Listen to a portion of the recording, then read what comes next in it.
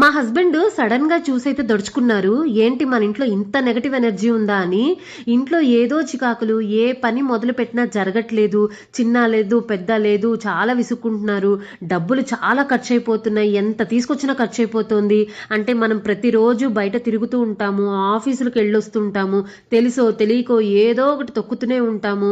లేదంటే మన ఇంటికి వచ్చిన వాళ్ళు అరే ఇది బాగుంది, అది బాగుంది అని చెప్పడం వల్ల ఏదో ఒక కారణం చేత మన ఇంటికైతే నెగటివ్ ఎనర్జీ అనేది చాలా ఉంటుందండి.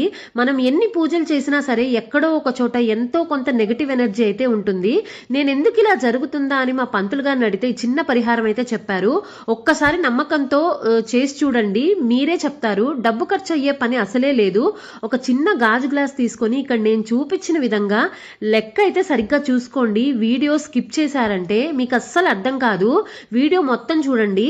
గాజు గ్లాస్ తీసుకొని అందులో 5 సార్లు కళ్ళుప్పు వేసి 5 సార్లు కళ్ళుప్పు వేసి అందులో 5 రూపాయి నాణేలు వెయ్యండి. దాని తర్వాత మళ్ళీ 2 సార్లు కళ్ళుప్పు వేసి గాజు గ్లాస్ నిండా అయితే నీళ్లు పోయండి. ఇది నేల మీద పెట్టకుండా ఒక ప్లాస్టిక్ ప్లేట్ మీద కానీ ఏదైనా సరే మీకు పీట కానీ ఏదైనా ఉంటే ఆ పీట మీద కానీ పెట్టి గుమ్మం లోపల ఎడమ వైపు నేను మీకు ఇక్కడ చూపిస్తాను. మీకు క్లియర్గా గుమ్మం ఎడమ వైపు ఒక మూల అయితే పెట్టండి. కళ్ళుప్పే ఎందుకు అంటే కళ్ళుప్పుకి నెగటివ్ ఎనర్జీని తీసేసేంత శక్తి ఉంటుంది. నేను మీకు ప్రూఫ్ తో చూపిస్తున్నాను కాబట్టి ఇంత నమ్మకంతో చెప్తున్నాను.